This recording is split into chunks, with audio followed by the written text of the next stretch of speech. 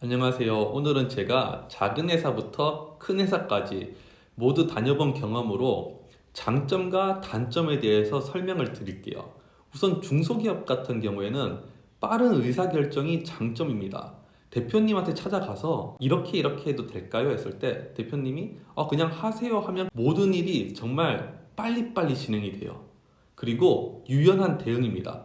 어떤 일이 발생했을 때 그냥 유도리 있게만 처리를 하면은 시스템적으로 아무 걸릴 게 없어요. 그리고 친밀한 조직 문화, 부서들이 크게 나눠져 있지 않기 때문에 친구 대하듯이 아니면 옆집 아저씨 대하듯이 이거 좀 해주세요. 이거 안 돼요? 그냥 이런 식으로다가 부서가 아닌 개인 대 개인으로 일하는 느낌이 더 강해요. 개인적으로 봤을 때는 성장의 기회가 정말 많습니다. 왜냐면은 이거는 어떤 깊이에 있는 성장이 아닌 모든 일을 해볼 수 있는 그런 성장이에요. 정말 이것저것 다 합니다.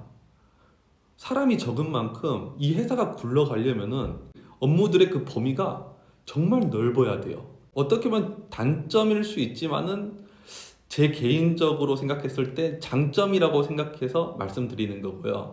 그리고 단점, 자원이 제한적입니다. 무슨 프로젝트를 크게 돈을 투자를 할 수가 없어요.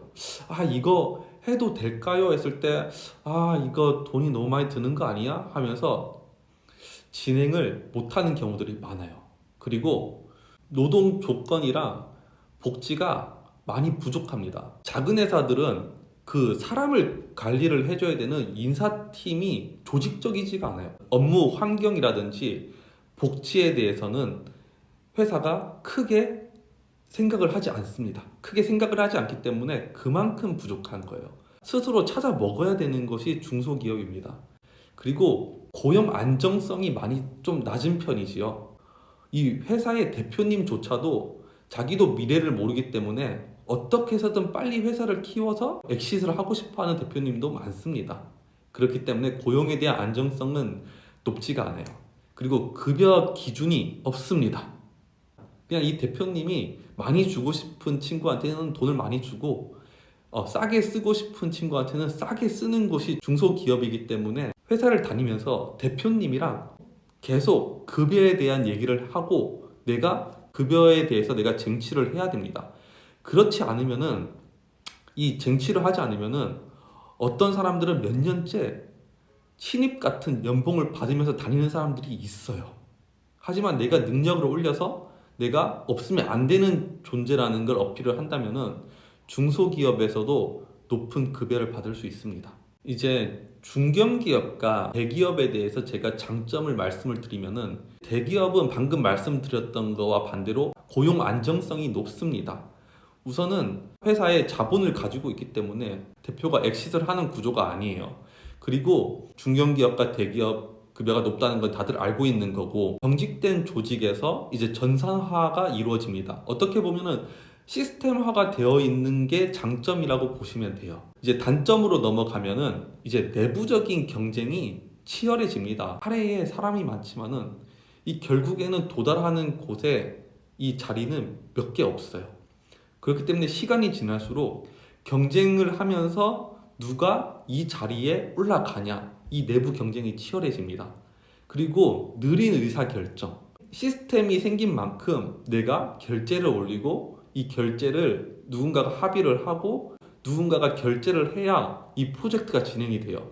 그 와중에 반려도 되고 보류도 됩니다. 그러면서 어떻게 해서 내가 설명을 해서 이 보류나 반려가 된 걸 다시 결제를 받아야 됩니다. 어떻게 보면은 안전한 구조라고는 하지만 그만큼 시간도 오래 걸리고 빠르게 진행해야 되는 부분에 대해서 느려질 수밖에 없는 결과가 있어요. 그리고 사내 문화 같은 경우에는 제가 생각했을 때는 맞지 않더라도 어쩔 수 없이 해야 되는 그런 문화가 있습니다. 그리고 마지막으로 외국계 대기업 글로벌 경험이나 문화 교류 같은 것도 많이 있기 때문에 어떤 세계화, 어떤 글로벌 영향을 키우는데도 정말 큰 도움이 됩니다. 그러면서 외국어에 대해서도 이제 좀 많은 자신감이 생기는 부분도 있어요. 복지도 좀 높은 편이에요. 한국처럼 오너보다는 대부분이 이런 주주로다가 돌아가기 때문에 뭔가를 받으면은 배당식으로 뭔가를 많이 나눠주려고 하는 편입니다. 그러면서 더 많은 인재를 갖다가 데려오려고 해요. 연달아서 거기에 연장으로 피드백 문화가 생길 수밖에 없어요. 어떻게 보면은 위에 한국은 부장, 과장 이런 식으로다가 약간 수직 문화라고 했을 때 외국계 기업은 디렉터, 매니저, 그다음에 사원까지 약간 수평 문화예요. 권한의 차이는 있지만은 서로 간에 계속해서 피드백을 줍니다. 내가 모르는 게 있을 때 어떻게 해야 되는지 질문도 할 수 있고 해결할 답을 달라는 그런 피드백들을 계속해요. 하지만 한국 사람의 입장으로 봤을 때 몇 가지 단점을 얘기를 드려보면은 이 문화 적응이라는 어려움은 확실히 있어요. 저같이 한국에서만 자란 사람한테는 왜 저렇게 생각을 할까? 이런 것들에 대해서 정말 많은 생각을 해봤던 것 같아요. 그러면서 점점 다른 문화에 있는 직원들이 일하는 거에 대해서 계속 이해를 하려고 노력을 했던 것 같아요. 그런 어려움도 조금 있고, 그 다음에 극도로 성과 위주입니다. 나이가 적든 많든 성과를 내는 친구들이 승진을 하고 성과를 내지 못하면은 도태될 수밖에 없어요. 그렇기 때문에 꾸준히 자기 개발, 그 다음에 조직에서의 성과를 내려고 노력을 합니다. 그리고 방금 문화 적응에 대한 어려움의 연장선으로 이런 국가별 문제도 있습니다. 어떻게 보면은 좀 일본이나 이런 곳은 좀 더 보수적이기 때문에 약간 어떤 정해져 있는 그런 레파토리로 시작을 하는 느낌이 있어요. 그래서 그 중간에서 그 문화를 갖다 좀 생각을 해서 이제 미팅을 합니다. 예. 그래야 더 효과적으로, 효율적으로다가 어떤 결과를 도출해낼 수 있는 것 같더라고요. 그리고 한국 사람으로서 정말 좀 힘들었던 부분, 왜 이렇게 토론을 왜 이렇게 심하게 많이 하지? 라는 생각이 들 정도로 토론을 많이 합니다. 업무 진행과 토론은 무한 반복이라고 보면 돼요. 작은 회사부터 큰 회사까지 모두 장단점이 존재를 합니다. 그리고 자기 능력에 맞춰서 어울리는 회사에서부터 시작을 하는 게 정말 가장 좋은 것 같아요. 이 모든 회사를 다 다니다 보니까 그 회사에 맞춰서 성장하는 부분들이 다 다릅니다.